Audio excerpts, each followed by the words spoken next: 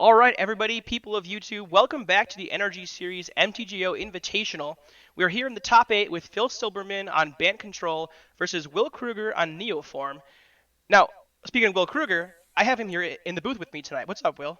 Hey, how's it going, Dakota? I'm happy to be back in the booth. It was a lot of fun the last couple times that you guys had me here, and I'm thrilled to do some commentary tonight. Now, if you've been following along at home with our series here on YouTube, you may not be aware we actually pre-recorded these matches and are doing some commentary after the fact, which is going to give us this opportunity to have Will Krueger commentate his own match tonight. It's going to be pretty sweet, actually. Um, you played Neoform in this tournament. What was the reasoning behind that? Is it a pet deck? Is it just for fun? What's the story? I just really enjoy playing the deck. I like playing combo decks, just generally speaking, and this one just sort of I was really feeling playing some Neoform, so I played some Neoform. Fair enough. And then in the matchup specifically, you're playing against Bant Control here in the hands of a very skilled control player, Phil Silberman. How do you feel about that matchup with Bant Control? I'm gonna be honest. Phil is definitely the player who I wanted to avoid most in the tournament, just based on skill alone. And then based on his deck selection, I really wanted to avoid him because this is probably my worst matchup in the tournament. I was gonna say my first impression is kind of just force of negation or bust, right? I mean, Force of Negation, but the deck also plays just plenty of permission spells. Like in his main deck, he has 2 copies of Archmage's Charm, 3 Force of Negation, 2 Cryptic Command, which are a little slow, but they still count. 2 Mana Leaks. All are just very good against my combo. Ether Gust out of the sideboard. A Dovin's Veto, 2 Mystical Disputes, tag only Neoform, or can tag Eldritch Evolution for 3 mana. And then also 2 Ashiok Dream Renders. So basically, he's just got a bunch of ways to interact with my combo. And Neoform is really a deck that preys on their opponents doing something that's just on a totally different axis than what Neoform is doing. If you're just trying to kill them by putting Grizzlebrand into play, most people can't interact with that if they don't have like a Grafdigger's Cage or whatever. But Phil, with all his counter spells, and especially with a 0 mana 1 in Force of Negation, that's a big issue. Yeah, kind of a deck on like the full tilt boogie of unfair, right? Speaking of Phil Silberman, he was a player you mentioned you were least looking forward to playing in this tournament. Let's have a look at his player slide here. He's at Philberman on Twitter. He's 30 years old, a data analyst from Chicago, Illinois, with 2 top 8s on this series, including a win, actually, with Ad Nauseam Tendril Storm in Legacy just last year. He's also a SCG Open top 8 competitor in 2014 with 2 classic wins. And has a couple of fun facts. Likes to bake something new each week. Eats a lot of gummy bears, and his hot take is that Avatar is the best TV show ever. Any thoughts on any of those fun facts, Mr. Will Krueger? I really like gummy bears. I was not aware that Phil is a fellow connoisseur of gummy bears, but I'm happy to see that he is, and we share this interest. Now, does the gummy bear fascination have anything to do with playing into this matchup? No, Okay. not at all. Now, I guess you could tell us all about this deck, Bant Control. You mentioned it's going to be a weird matchup because they have all the permission in the world, plus some flashy threats and such. You mentioned Force of Negation obviously being a big contender. What's like the sideboarding going to look like? Like, does Phil have any bad cards against you? Yeah, against me, Path to Exile is only okay. If I put Grizzlebrain into play, and you can path it in response to the first activation, and then I basically get to see 7 less looks at Nourishing Shoals, so it's fine, I guess. 5 mana Teferi is pretty whatever. Uro is honestly pretty whatever, because it's just so slow. Ice Fang's Coatl is fine, because it's just a clock that you don't have to tap out for, and you never want to tap out in this matchup, like, ever. That's the problem with the Planeswalkers, and not Coatl. Is Coatl can just attack you and do something, and you can get 2 or 3 of them or whatever, and you can just actually get some damage in. You add the Snapcaster Mages, then maybe if like you end up Uroing them after you have like 10 lands in play and leave 7 up to fight over a Neoform, then Uro's fine. But the Coatl gets a lot of the early chip shot damage in. So we talked about Phil Silverman and his Bant Control deck. Let's talk about Will Krueger on the other side of the table there. Yeah, I'm sort of familiar with this guy. I've been following him Uh, for a little while. How about you? yeah, I've known him for almost his whole life. I would have to say, maybe even a little longer. But X Whale on Twitter, obviously. You're 20 years old. Is that still true? yeah, I am still 20 years old, 20 years young, as it were. I'm a student. I attend Illinois State, and I have 4 NRG top 8s. Uh, I won the one in Indianapolis in February, yeah. And I played a lot of Magic Online. And then I played Neoform in this tournament. So, looking forward to it. Started playing Magic with an Elves versus Goblins dual deck. I think you've come pretty far from that time. No, I'm about the same skill level. Gotcha. What's your favorite song from Hamilton, Will? My shot, the sing-along enthusiast is a bit of an exaggeration by the creator of the slide, I would say. Okay. But I do like the soundtrack quite a bit. Awesome. Awesome. Well, last thing to do is have a look at this Abomination Neo brand, Neoform. Abomination is a strong word. Obviously, the namesake card, Neoform itself. New card from War of the Spark, blue and a green sorcery. As a cost, sacrifice a creature, and you can search your library for a creature with a CMC 1 or greater. Um, Obviously, kind of a somewhat seemingly fair card, except we have these creatures in Magic like excuse me, what is it? Yeah, the Allosaurus Rider. Right, Allosaurus Rider. So it has a seven CMC, but you can actually cheat it into play by exiling 2 green cards from your hand. Obviously, then you just Neoform, make a big fatty like Crystalbrand. I see these other big green creatures. What are those for? If you're referring to a Tocton Worm, I hope I didn't butcher the pronunciation. Simon Camero can cover me on that. He is, I don't even know. He's an expert on pronunciation of this word, apparently. Apparently. But the combo is to put Grizzlebrand into play. Grizzlebrand has an ability that says pay 7 life, draw 7 cards. And so your deck contains 4 copies of Nourishing Shoal, some Tocton Worms, and other various creatures that are big and can pitch to Nourishing Shoal to gain you a lot of life. And notably, if you start at 20 and you play 2 Nourishing Shoals and pitch 2 Tocton Worms, that puts you at 50 life, which is exactly 7 Grizzlebrand activations, leaving you at 1 life, which comes up, and it comes up sometimes. It's not How like, convenient. but it works out pretty well there. A lot of the time, it's going to change because either you'll deal yourself damage with your City of Brass or Mana Confluence or Breeding Pool or whatever, or they'll just attack you or bolt you or whatever. So it's not clear that it always works out like that. But the combo is you draw through your whole deck with Grizzlebrand, chaining through the Nourishing Shoals, gaining you life, and eventually you put Laboratory Maniac into play off of Simian Spirit Guide and Manamorphose, and then you can draw the remainder of your deck with the Grizzlebrand, and then you win the game because of Laboratory Maniac. Fun deck. So, main deck, you really just have your Laboratory Maniac and then potentially some big Grizzlebrand beats, right? Grizzlebrand beats are yet to happen for me, but I have won a non-zero amount of games by attacking with Allosaurus Rider. Sure, okay. Beating Grafdigger's Cage is the best plan. Not the best plan, but one of your plans is 2 Allosaurus Riders and just in for 9 a turn or whatever. I guess 2 Allosaurus Riders can't attack for 9, but... And we mentioned the Laboratory Maniac. This deck does also have a package of Glittering Wishes to search for multicolored cards out of the sideboard. Just real quick, what are a few of the most wished for cards out of the board there? Yeah, so you'll notice that I'm only playing 3 copies of Neoform, and that's a little counterintuitive because it's seemingly the best card in the deck, because you want to cast Neoform on your Allosaurus Rider, your Grizzlebrand. That's kind of the whole plan.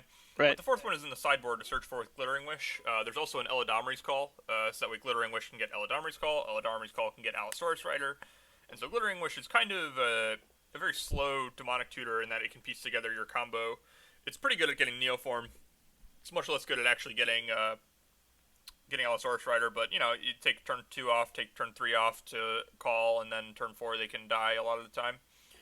All right. But yeah. Well, without further ado, no spoilers, but I hope we see an awesome turn 1 out of you. Let's get down to the match and see what happens. By the way, folks at home, we're watching this from Phil Silberman's perspective, so we get to see Will Krueger actually, see the man behind the mask and see what's going on the other side of the table. This hand is pretty interesting. This hand is just really rancid.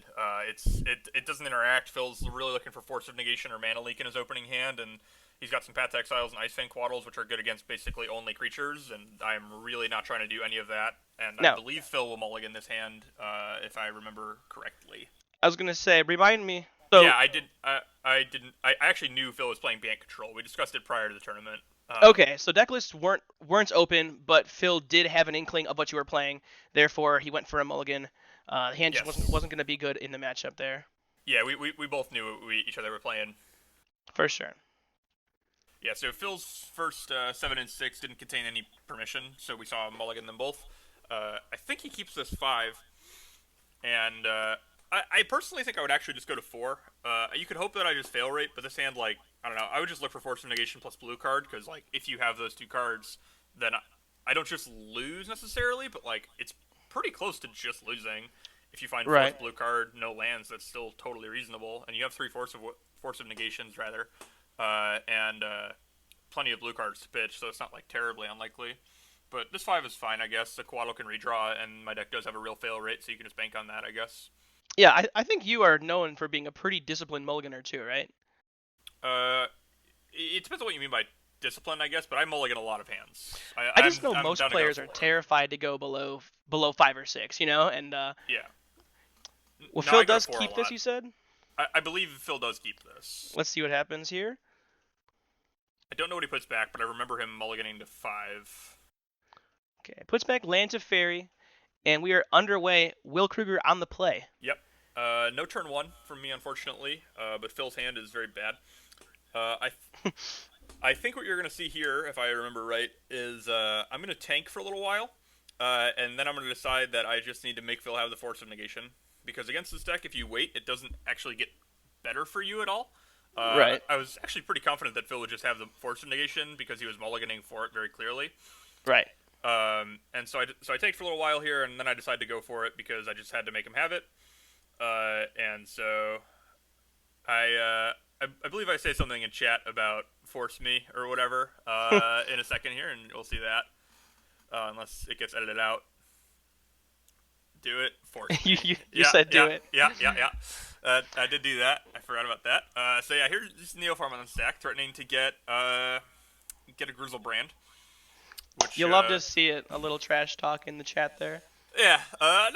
No trash talk intended, but here we are, putting Phil to the test, as it were.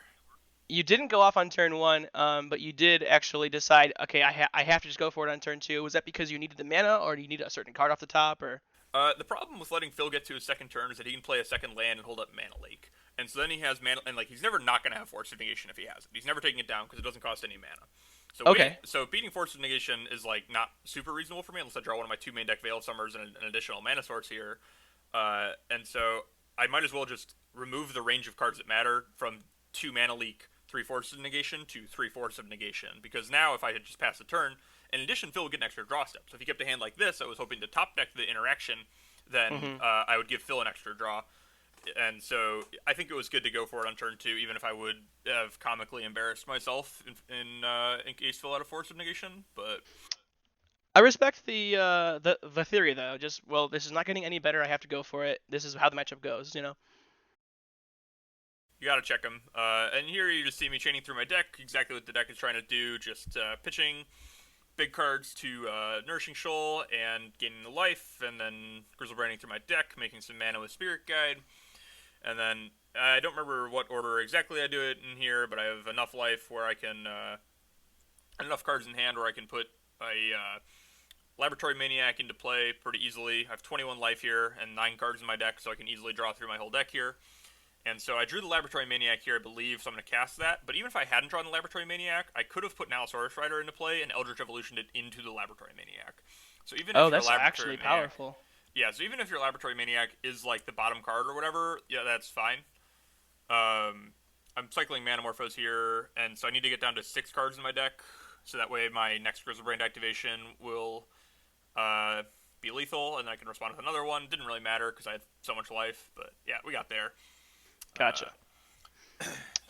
So you mentioned the Evolution can actually fetch for the Maniac even if it's bottom card because Evolution can search for any CMC creature? Yes, Neoform needs to get exactly one or more, but Eldritch Evolution can get anything that costs less, and Laboratory Maniac does cost less than Allosaurus Rider. And we got to chat about the sideboards a little bit before the match here, but let's see them in all their glory. Phil over on the left side, Ashiok, Celestial Purge. Got 2 Timely Reinforcements, 2 Veil of Summer, 2 Mystical Disputes, 1 Aether Gust, 1 Disdainful Stroke, a Mentor, a Surgical Extraction, and a Dovin's Veto.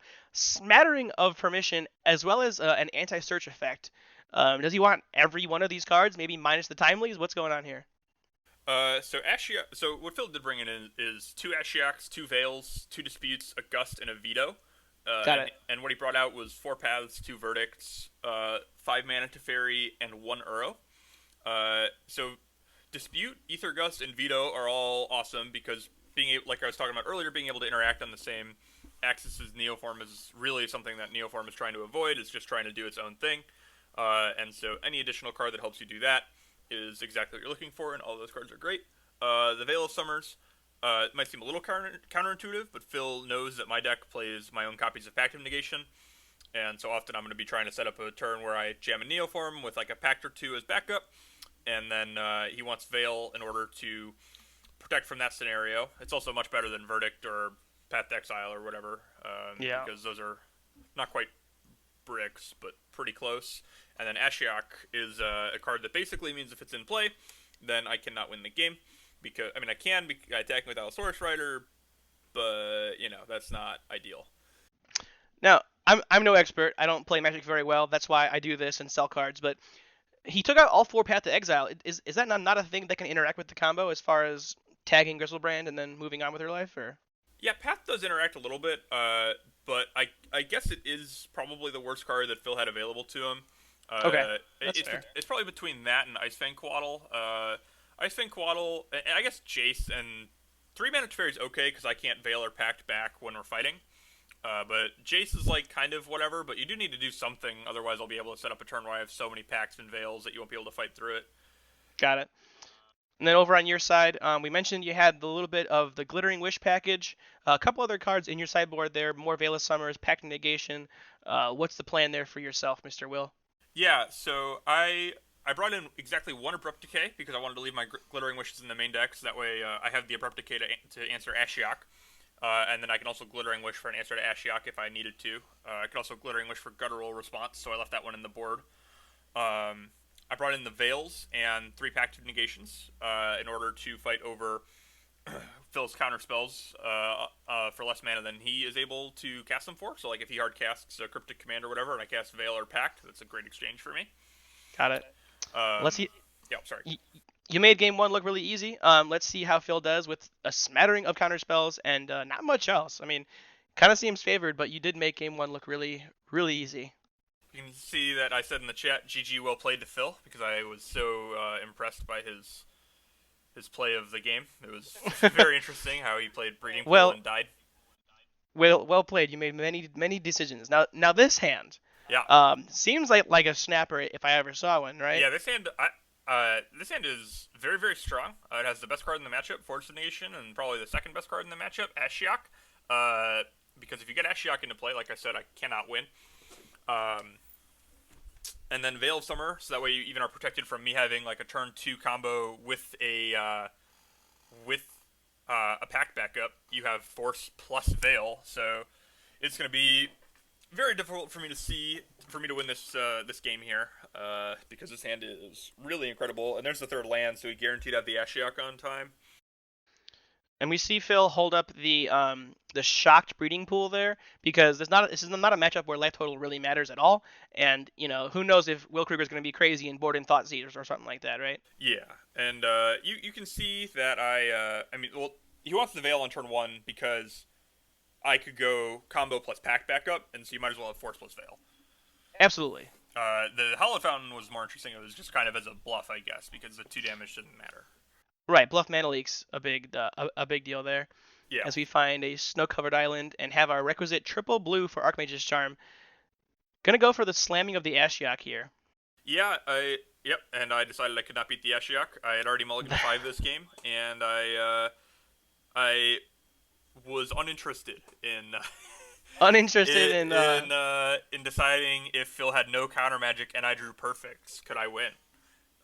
Did you have any way to answer the Ashiok? Do you have Abrupt Decay in the deck? Yeah, I did. Okay, you did. I didn't have it at the time. I also didn't have the full combo at the time. So basically, for me to win there, I would have needed to draw the combo plus an answer to Ashiok, or whatever piece of the combo I was missing, plus an answer to Ashiok before Phil was able to find a counter spell. And I know that it's a post-Cyborg game, and I assume that Phil has some counter spells in his deck. And all right. I didn't know Phil's hand at the time, but now that I get to see Phil's hand, very glad that I conceded. That was a tight concession. Good. It was not going to be worth anyone's time, right? No. We see the sideboards here for one more time, and any changes on the player draw? I don't think so, right? No. One might think that I would bring in the Hope of Gearpers because it's a control matchup, but they're not great against the Quaddle decks. Makes sense. Okay, fair enough. Let's get ourselves underway onto the third game here. And we see another pretty solid hand here. The Haymaker and Ashiok, Mystical Dispute, which counters Neoform for 1 mana. Yes. Yeah, so Phil's hand is obviously excellent. It has 2 pieces of permission, an Ashiok, and then some Veils to fight over my Pact Negations. So obviously Phil's going to snap deep. I mulligan to 6 this game. I think I kept a bit of a slow hand. I didn't attempt to turn 1 him or anything. If I did turn 1 him, he was dead. He didn't have force, but I did not turn 1 him because I'm not that lucky. But Now I see you played the City of Brass there. That's a card from Arabian Nights originally, which taps for any color and deals a damage to you. What's the reasoning behind that? Because 1 damage seems bad. I'm just kidding. That was a terrible joke. And we're on to Phil's second turn, holding up Mana League.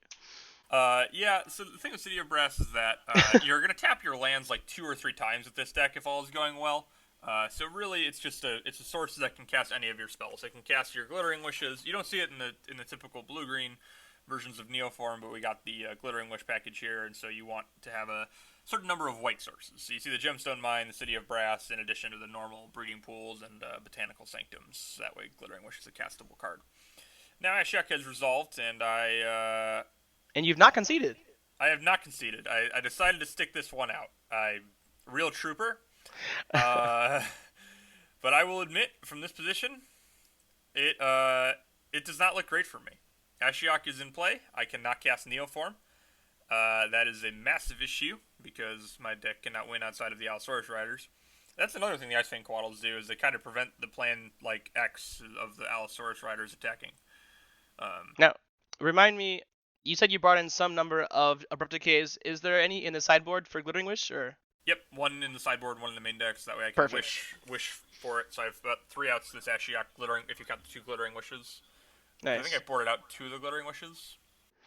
You see the power here of the Ice Fang Quaddle having a flash threat in your deck. Phil gets to hold up permission, end of turn, flash in this threat, and just start chipping away while keeping up all the counter spells. Yep, and you see that Phil's activating the Ashiok here because he's drawing Field of Ruin. And the thing with that is that he knows that Neoform plays like 1 or 0 or 2 basics or whatever. And so he's trying to potentially mill my 1 basic so that way this Field of Ruin can become a strip mine. Because you see, he didn't activate it last turn because he didn't have the Field of Ruin, so he's like, okay, it doesn't matter. Moving 4 random cards from your deck is not a huge deal. I think I would still be interested in going for it because the chance that you can mill like my 1 Grizzlebrand or whatever is probably a worthwhile risk to take because I'm not really ever attacking this Ashiok, and you have 4 shots at winning the game on the spot. But, you can see him going again. He's drawing another Field of Ruin, going to try to hit my basic with the Ashiok. Unfortunately, I have now removed the 1 basic from my deck from the other Field of Ruin, so this one will be a strip mine, I believe. It seems like an unfair power level for Modern. It's quite good. It's kind of me getting what I deserve, though, for playing Neoform. I Fair deserve to enough. get strip mined, and so here we are. I'm glad we came here to commentate 3 pretty much non-games, if I can say No. that. These games were very, very interesting and very competitive, and just everybody tried their best, and just it was a good effort. It goes to be said that a lot of Magic and nowadays is in the preparation. It's not just about what happens in game; it's about the heavily in the sideboarding, and then these little corner case card choices really matter. Yeah, absolutely. And so now you're gonna see me cast my first spell of the game, Manamorphose, on turn 8. Just good times. Just a cycler, or? Yep, found nothing. I believe my hand is just a bunch of Nourishing Shoals and Eldritch Revolutions with nothing to sacrifice at this point, if I remember correctly. I kept a bit of a sketchy 6. Oh, I remember. It was like Pact Veil, Eldritch Evolution lands, and I was like, all right, well, this hand should beat Ashiok as long as I draw a as long as I draw a Rider before he can Ashiok me, because I have 2 free permission spells, so Phil would need 3 counter spells. Before, or an Ashiok, and he had the Ashiok, and also I don't know if I might have drawn Allosaurus Rider at this point, I don't remember, but I drew it at some point, but like I couldn't I drew it at some point after the Ashiok was in play, so it didn't matter. It was probably also after the Quaddle was down, because otherwise I would have played it out to try to attack the Ashiok. Can we talk for a moment about how for many years now, one may or may not be laughed at for registering the card Mana League, and now it's just in the top control deck. of the format? Like what's happening to Modern right now? Yeah, you're seeing like a much greater emphasis to what matters in the early turns. Logic Knot was sort of the primary counterspell for 2 mana that people were playing, and you can see that that has been sort of replaced by Mana Leak because you can just see a greater emphasis on the early turns. Yeah, here I asked Phil if he wanted to activate his Ashiok again. He politely declined. From from Do you want activating to his Ashiok, activate from 1, put it to 0? killing his Ashiok and giving me a shot, but that did not work out. And you see I discarded my Grizzlebrand despite being kind of close, not close at all. I was 5 mana sources away from casting it. But, yeah. Actually, I'm sorry. This build played 2 Grizzlebrands. I think I alluded to playing 1 earlier, but this one has 2. Okay. Yeah. So I was free to discard that. An icy aerial assault of snakes is beating you down, and good on you for, I guess, playing this one out. It's game 3. There's no reason to concede when there's some margin of a chance in hell. Yeah, I was just really interested in the outcome of the match. It was unclear if I was dead or not. There was really no way to be sure who was favored at this position. Just no way Right. to know. No possible way to know. Yeah, if Phil revealed his hand, you wouldn't just, walk away and vomit or something like that, would you? Yeah, no, and I just assumed that Phil's hand was also bring verdicts and Path to Exiles that he left in his deck after sideboard, because that's the only card that makes sense. He wouldn't have counterspells in his deck after sideboard. That doesn't make any sense at all against the spell combo deck. Well, Phil, is known for misclicks. Maybe he didn't submit his deck because he's known for misclicks in real life too. So. Yeah, and here you can see me cast my second spell of the match. It's Nice. Nourishing Shoal. X is 15. Oh, of the game, not the match. Of the game. You're right. I cast many spells game 1. You're right. I cast a lot of spells game 1. I think like a spell or 2 game 2. Is there a chance that you can just Nourishing your Soul out of this game, and then Phil just has to basically deck himself? No. No. No, there's no chance of that. Yeah, and here you can see that Phil's hand is so strong, and this is where it really was the rub-in when he discarded the Astrolabe, because I knew that and my hand is just garbage at this point. I forget exactly what it is, but it's just rancid. And when he's discarding Astrolabe, I know that his hand is just like he can use all of his mana to fight over whatever I can muster. Right. And here you see he picked up a veto, so like obviously like he's one could classify Phil as far ahead at this juncture. Phil says I have no reason to cycle for 1 mana when I have 8 mana and I can use all of it to interact here. Yes. You will take some time to cast a Teferi Time Raveler here because technically that does kind of replace itself on the mana that you would have held up for Veil of Summer, things like that. But yeah, basically. But he decides to hold it. Oh no, he's just gonna discard it. Okay, I could have sworn he had a Teferi in play at some point, but at some point, yeah, I will admit that this game it may have gotten away from me. But I tried my best, and you never know. That's what really counts. Yeah. That's what really counts. While we watch Phil beat you down for a little longer here, I guess we'll just ask you a few things about how you feel about hate cards in this era of Magic. We see a hand of Veil of Summer, Mystical Dispute over here in Phil's hand. People say we've had kind of a nice tune-up of the hate cards in Magic these days as he discards Mystical Dispute. Doesn't feel good from your side. Nope. I mean, we had things like Celestial Purge for years. We had things like Flash Freeze for years. Nothing like Circle of Protection from Red or Boil or Choke printed in quite a while. Are you happy with such powerful, impactful sideboard cards, or do you think they should be toned down a little bit? I think so. I'm actually some could refer to me as a Veil of Summer apologist. I think that card is like kind of reasonable. I'll be honest. Like, wow, you heard it here first. Like a lot of people disagree with me on that one. Like, it's obviously very strong, but like, and it's like definitely not great that you can use it to protect your broken stuff. But my issue is more with the broken stuff that you're protecting than it is with the 1 mana card that protects it. But maybe I've got my things backwards here. Maybe if Veil of Summer had like the Force Negation clause where it couldn't be used to protect broken stuff, at least. Yeah, something like that. The protecting your own thing is like not great, but like, I mean, people already had Spell Pierce and stuff, and it is a lot better than those cards. But like, I think it's like on a pretty reasonable power level. Personally, it's pretty obnoxious though, and there's something to be said.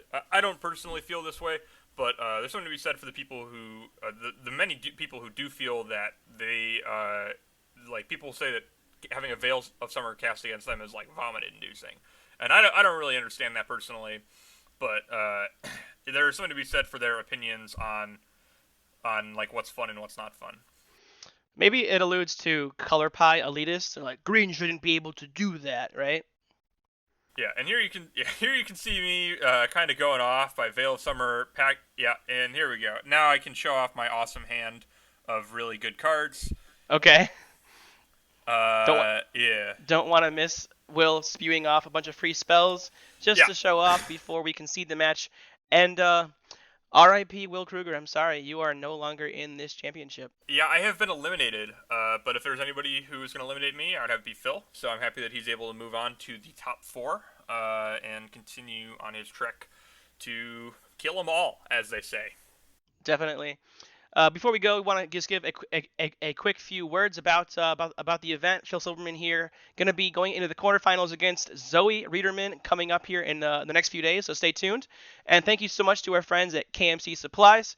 They give great sleeves. We give them out to all of our top 8 competitors at the NRG Series, as well as a set of their perfect fit sleeves as well. You can find all their information at Facebook and Instagram, etc. We also sell them on our website and in store once we have a store again, thanks COVID-19.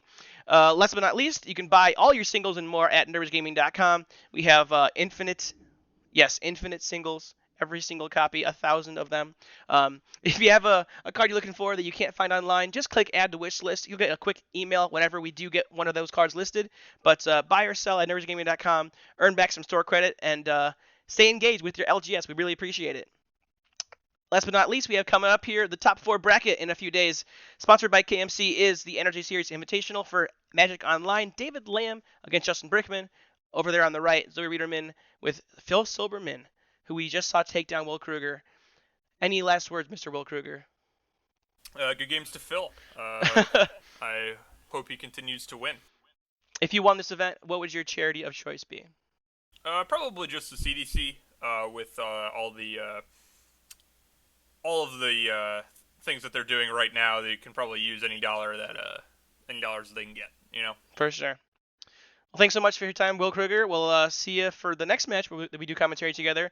And folks at YouTube, stay safe, stay clean, stay home, stay sanitized, and good night.